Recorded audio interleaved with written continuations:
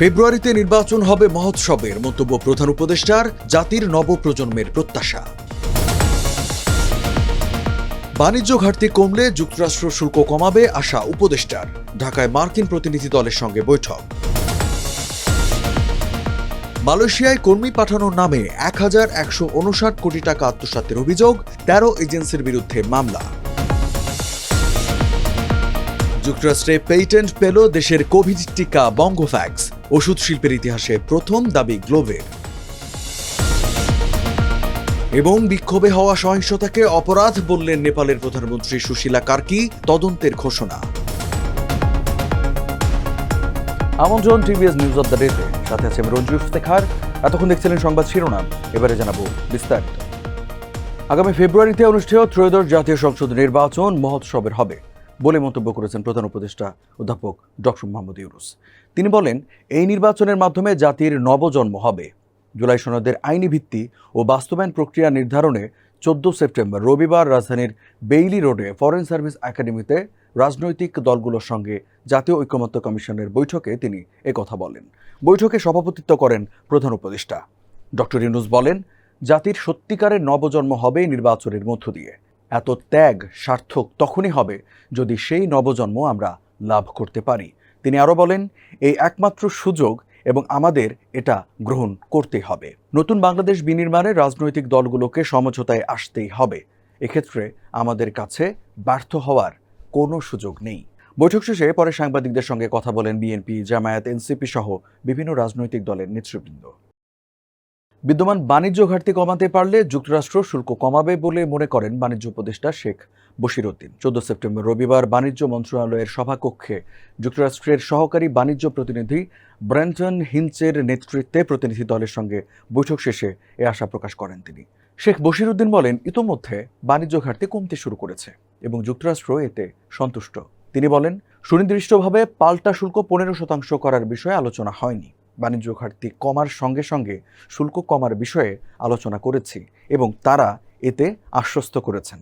যুক্তরাষ্ট্রের বাজারে বাংলাদেশি পণ্যের ওপর আরোপ করা বাড়তি 20% পাল্টা শুল্ক আরও কমিয়ে 15% চায় বাংলাদেশ। এ বিষয়ে আলোচনা ও সমঝোতার ভিত্তিতে দুই দেশের মধ্যে বাণিজ্য চুক্তির বিষয়টি চূড়ান্ত করতে 3 দিনের সফরে আজ ঢাকায় এসেছে প্রতিনিধি দলটি। বাণিজ্য মন্ত্রণালয় সূত্রে জানা গেছে, মার্কিন বাণিজ্য প্রতিনিধি দল ঢাকা সফরকালে বাণিজ্য মন্ত্রণালয়ের পাশাপাশি অন্তর্বর্তী সরকারের প্রধান উপদেষ্টার কার্যালয়, পররাষ্ট্র উপদেষ্টা মোহাম্মদ তৌহিদ হোসেন এবং পররাষ্ট্র সচিব আসাদ আলম সিয়ামের সঙ্গেও বৈঠক করবে।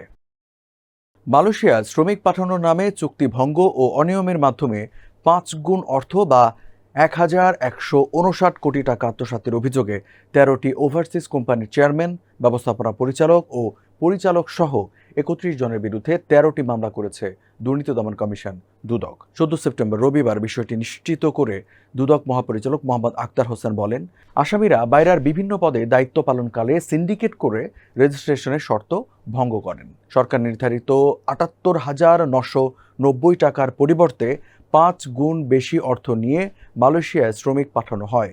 এর আগে গত 12 মার্চ মালয়েশিয়ায় মানব পাচারে ১,১২৮ কোটি ৬১ টাকা আত্মসাতের অভিযোগে সাবেক অর্থমন্ত্রী আহম মোস্তফা কামাল ও তার পরিবার, সাবেক সংসদ সদস্য নিজামুদ্দিন হাজারি, অবসরপ্রাপ্ত লেফটেন্যান্ট জেনারেল মাসুদ উদ্দিন চৌধুরী এবং সাবেক সংসদ সদস্য বেনজির আহমেদের প্রতিষ্ঠানসহ 12টি রিক্রুটিং এজেন্সির মালিকদের বিরুদ্ধে মামলা করে দুদক। বাংলাদেশের গ্লোব বায়োটেকের তৈরি করা কোভিড-19 টিকা বঙ্গোভ্যাক্স যুক্তরাষ্ট্রের পেটেন্ট বা মেধাস্বত্ব পেয়েছে। বাংলাদেশের ওষুধ শিল্পের ইতিহাসে এই প্রথম কোনো টিকা যুক্তরাষ্ট্রে পেটেন্ট পেল বলে গ্লোব বায়োটেকের পক্ষ থেকে জানানো হয়েছে। 14 সেপ্টেম্বর রবিবার তেজগাঁও শিল্প এলাকায় গ্লোব ফার্মাসিউটিক্যালসের প্রধান কার্যালয়ে এ বিষয়ে সংবাদ সম্মেলনের আয়োজন করে গ্লোব বায়োটেক। সংবাদ বিজ্ঞপ্তিতে গ্লোব বায়োটেক বলেছে, বঙ্গোভ্যাক্স তাদের নিজস্ব উদ্ভাবিত মৌলিক প্রযুক্তির mRNA টিকা। এটি তৈরিতে ন্যানো টেকনোলজির মৌলিক প্রযুক্তি ব্যবহার করা হয়েছে। এটি এক ডোজের বিভিন্ন ভেরিয়েন্ট বিরোধী কার্যকরী কোভিড টিকা। এই প্রযুক্তি ব্যবহার করে mRNA সহ অন্যান্য প্রযুক্তির টিকা তৈরি করা যাবে।